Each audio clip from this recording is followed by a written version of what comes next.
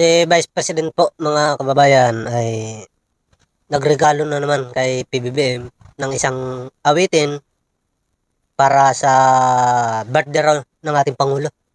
Regalo raw niya yan. Kaya lang po mga babayan, ang regalo po ni Vice President kay PBBM na isang kanta ay pang-insulto po sa ating Pangulo.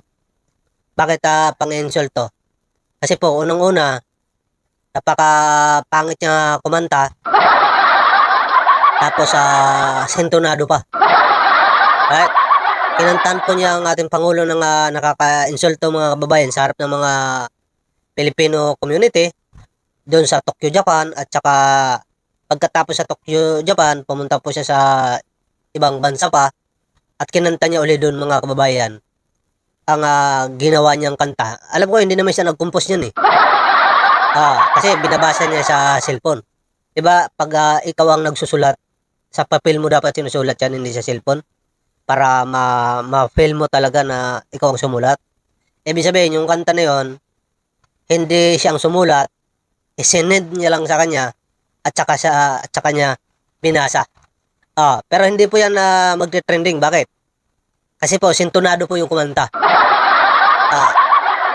Sa hirap tayo magdurusa. Bakit? Pakinggan natin mga babayan itong kinakanta ni Vice President Sara sa Tokyo, Japan. Regalo daw niya para sa ating Pangulo kasi nag-birthday.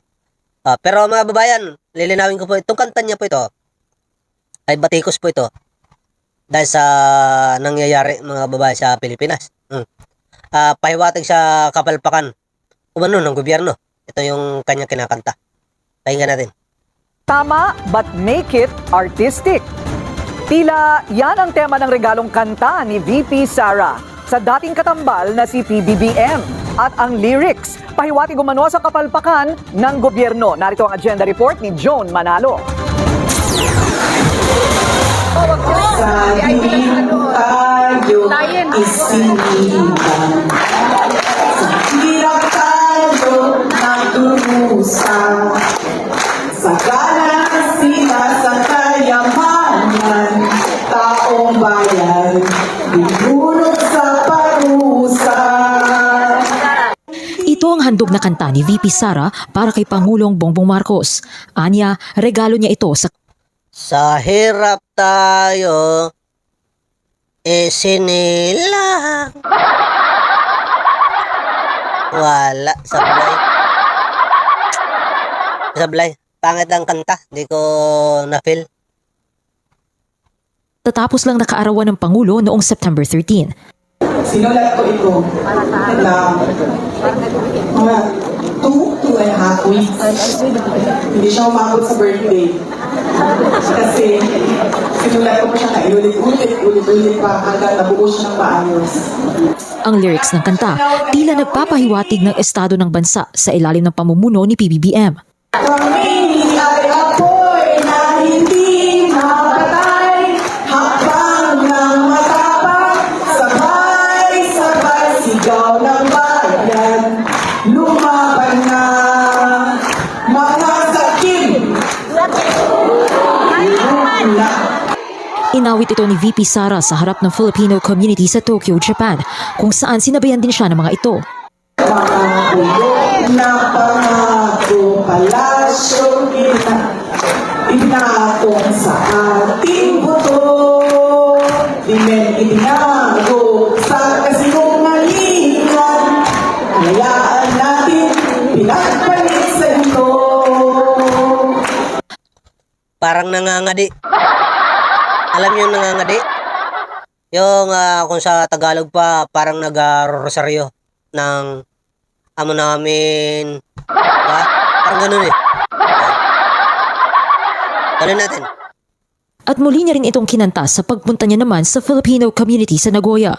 Nagoya. Hindi siya tapat sa kanyang mga dapat gawin. Unang-una, hindi na kanya alam kung anong gagawin.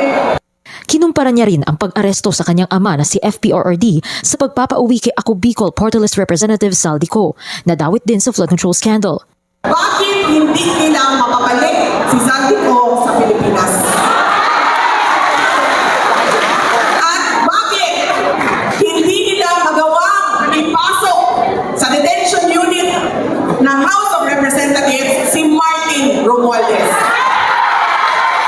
Matandaang binawi na ng Kamara ang travel authority ni Ko na nasa Amerika umano para sa medical treatment. Pero pag-uusapan natin na pag-usapan ng leadership, especially yung share ng ethics, kung ano pa yung mga pwedeng gawin para matiyak natin na makauwi si Congressman Saldico. Okay. Wala pa raw silang update sa tugon o reaksyon ni Ko, pero hihintayin daw nila ang pag-uwi nito sa bansa sa loob ng 10 araw matapos nitong matanggap ang utos ng Kamara. Para sa agenda, Joan Manalo, Billionaire News Channel. Okay po mga kababayan.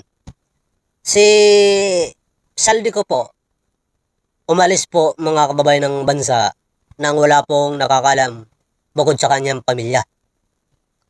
Si PRRD po, umalis po ng bansa ay marami pong nakaalam at nalaman po ng mga otoridad na siya po ay nasa Hong Kong. Kaya nasundan po siya agad mga kababayan, sinundan-sundan hanggang sa nalaman din na ito'y papauwi. At mismo sa loob ng eroplano, siya po ay binasa ng Miranda rights. Si dating former Duterte. Yun po ang pagkakaiba mga kababayan kay Digong at Saldico. Si Saldico po hindi po natin alam kung nasaan kasi nga po nagtatago. Si Digong kasi kaya nahuli yon kasi hindi naman nagtago. Di ba? Natural kung ikaw na tao ay nagtatago, mahirap pa mahuli. Para mahuli, Vice President, alamin mo kung nasaan si Saldico. Ha? Para tapos ituro mo sa otoridad. At saka pangalawa, si Saldico wala pang warrant. Si Digong po may warrant. Diba? Napakalayo ng pagkakaiba mga kababayan. Isipin na lang natin yun. Si Saldico walang warrant. Si Digong may warrant. Si Saldico nagtatago. Si Digong hindi nagtatago. Kaya nasundan ng Interpol. Diba?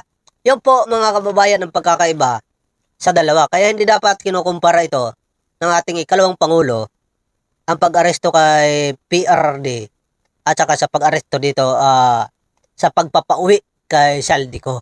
Di ba? Pangalawa, sinasabi naman ni Vice President Sara na bakit hindi raw maipakulong sa House si Martin Romualdez.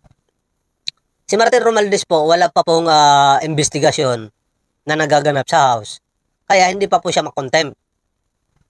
Samantala, ang iba, katulad ng mga OBP staff, di ba, ay nagkaroon ng contempt order, kaya naipakulong sa House.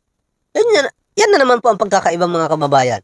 Kailangan talaga dito meron tayong hinahalin tulad kung bakit hindi po pwede yung sinasabi ni BP Sara. Kasi pag ginawa mo po yan, Vice President Ma'am, na walang investigasyon, walang contempt order, walang warrant, ay ikaw naman po ngayon ang lalabag sa batas. Kahit naman siguro ikaw ang magiging presidente, mahirap mo gawin yan. Dahil kapag ginawa mo po yan, marami pong magagalit sa iyo. 'Di ba?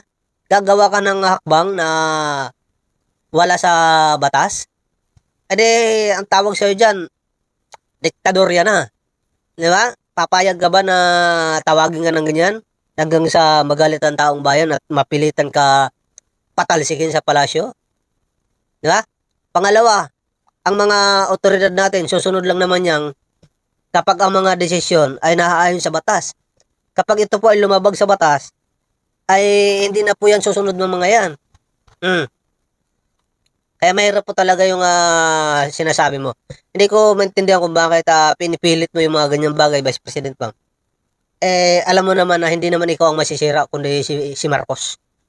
Diba? Si Marcos ang masisira dyan, hindi ikaw. Kaya mo siguro yan pinipilit na gawin ni Marcos, ni PBBM, para masira siya sa tao at ikaw na talaga ang tuluyan pumalit. Ay hindi po ganun kahinang utak ng ating Pangulong Marcos. 'Di ba? Kaya napaka-imposible po 'yan na pinagsasabi mo. 'Di ba? Yung kanta mo, ma'am, sintunado. Sintunado. Sa dilim tayo isinilang. Natural, nakapikit ka.